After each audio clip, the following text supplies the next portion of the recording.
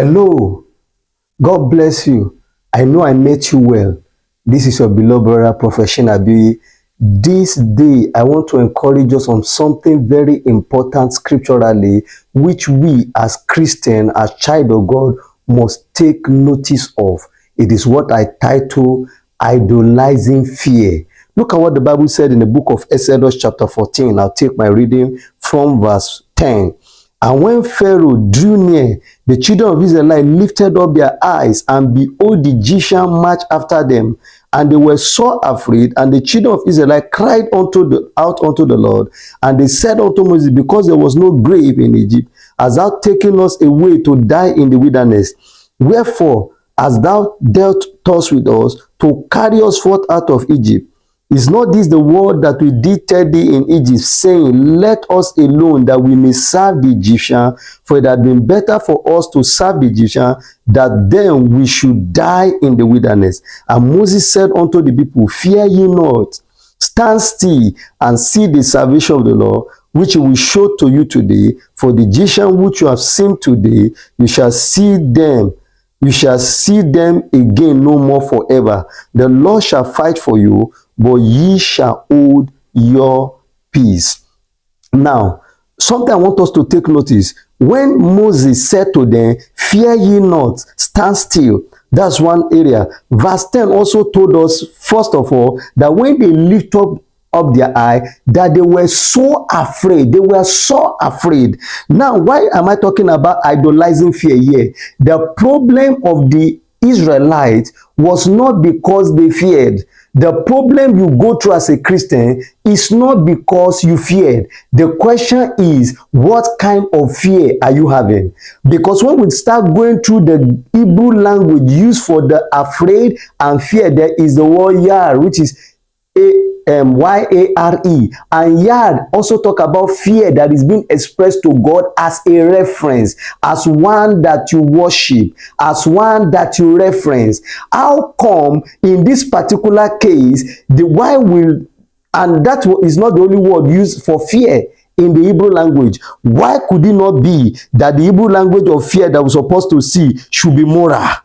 There's a fear in Hebrew language that is called moral. How come the Bible did not use the word moral for the fear? Why does it not use the word packard for the fear, which means tread or terror? Moral, which means terror. Why do not use the word sharandra, which also refer to sudden intense fear? Why do not use moga, which also refer to terror or fear? How come I do not use the word arat? There are several languages in Hebrew language that fear could be used for fear, but rather use the word yar. And there's a fear yar which is expressed to God as a reference, a worship.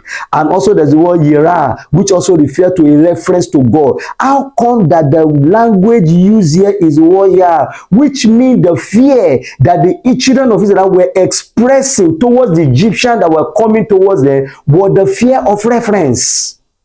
The reason why sometimes we as Christians go through a lot and we discover that we are not be able to deal with the issue is because the fear that we are expressing concerning what we are going through is a fear of reference, a fear that should be actually allocated to God, but today we give the fear to our problem and our trouble. The Bible says when they lifted up their eyes and they saw the Egyptian, they became afraid. They show reference, and that is idolizing them. Remember, this fear was supposed to be expressed to God. It means that the children of Israel were not afraid of the Egyptian, but rather they have seen the Egyptian as a god that should be referenced. So what they were expressing was reference. That's why Moses said to them, fear not, stand still. You cannot give the fear that should be given to God to the Egyptian. Now, let me now show you what we need to even understand from the issue. Why do you think also that God did not permit the Israelites to come out of the land of Egypt suddenly? The Bible says God had to afflict the land of Egypt with about 10 different plagues before he bring out the Israelites, was because as he was afflicting upon Egypt those plagues, he was trying to break from the heart of the children of Israelites the fear that they have granted or given to the Egyptian, because to the children of Israel, the Egyptian were their small idol. The Egyptian were their small gods. It was one of their gods that they worship unknowingly. So, but for God to be able to plague the Egyptian without Pharaoh and the Egyptian be able to do anything against one man called Moses, was because God wanted to express and to show to the children of Israel that the only one you should give this fear to is to me. But yet, even after seeing all of this plague, there was still the fear. But why do you think at this point they never respond by saying, okay, we are going straight to them to submit?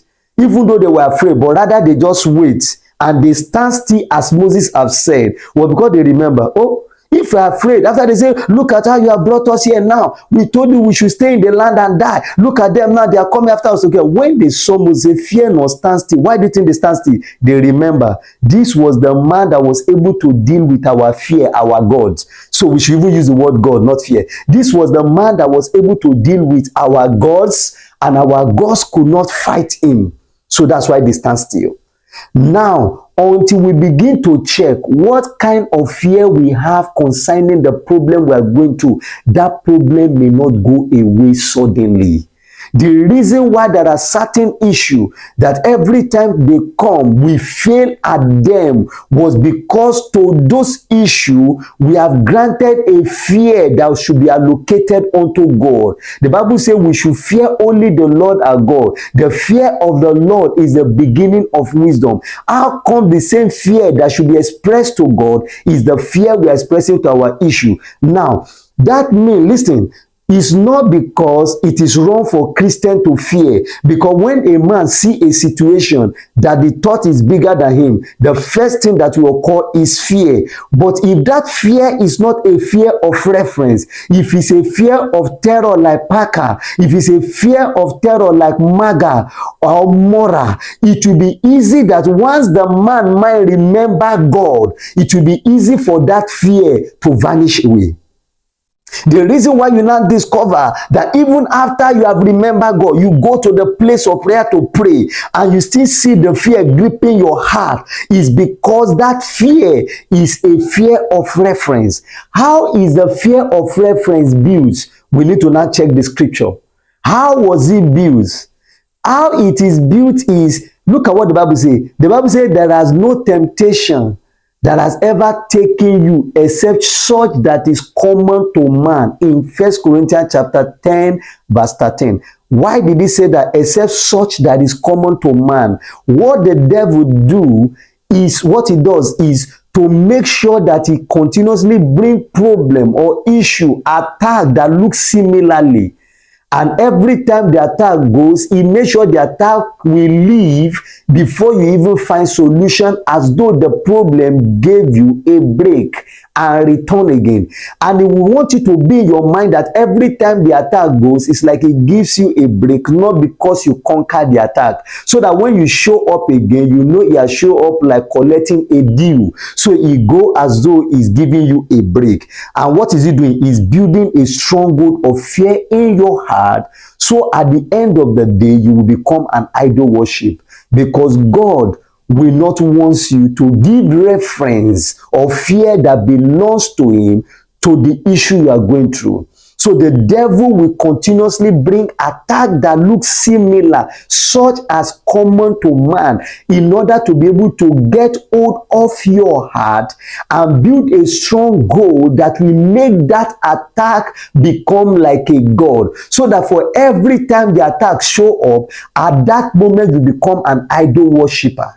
Even reason why people could easily go to hell is because they give reference that belongs to God to another. So what the devil is doing sometimes with the issue we are going through is to build idol out of it. So that's why the first thing you should address every time you feel you had a fear, check the fear coming. Is it a fear of reference or a normal fear that when the fear of reference come can destroy? because God should be the one you should give the fear of reference to, not to the issue or the problem that you are going through. So why am I saying this to you? Is to know and to begin to check what fear are you expressing, because today Christians feel confident before God and see God as familiar, that we no longer have regard or respect or reference for God.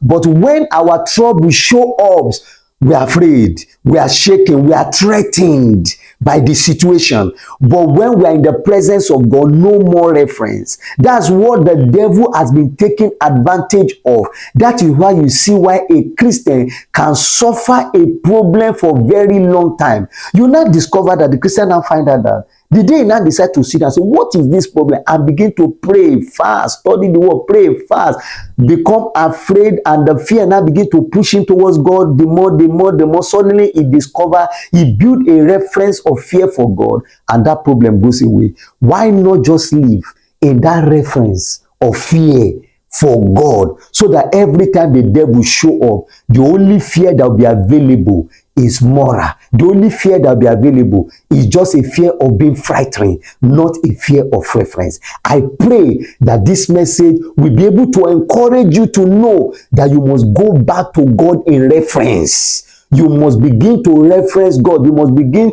to respect and to fear God again.